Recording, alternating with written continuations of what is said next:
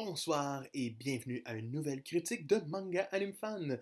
Aujourd'hui, je vous parle du tome 5 de Hell's Paradise, un tome bourré d'action qu'on va tout de suite déguster.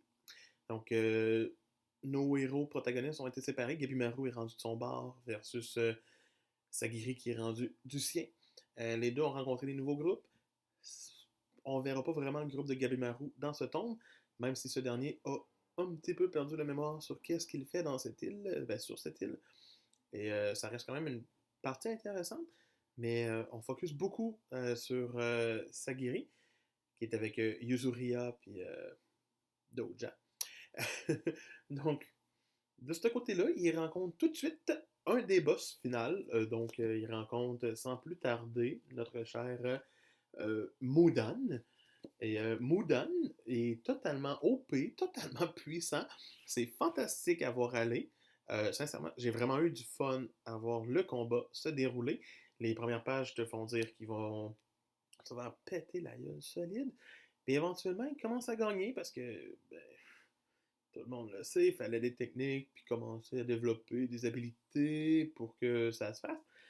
Mais quand le vilain finit par revenir à la vie pour la deuxième et troisième et 20 fois, euh, et qu'on perd un personnage, en l'occurrence lui ici, il meurt, c'est quand même bien fait le fait qu'il meurt parce qu'il se sacrifie pour sa condamnée. C'est venu quand même me chercher. Mais quand que le boss final se transforme et devient ça, What is this? Qu'est-ce que c'est ça? C'est génial. C'est tellement qu'on est au tome 5 et voici déjà ce qu'on rencontre. Wow!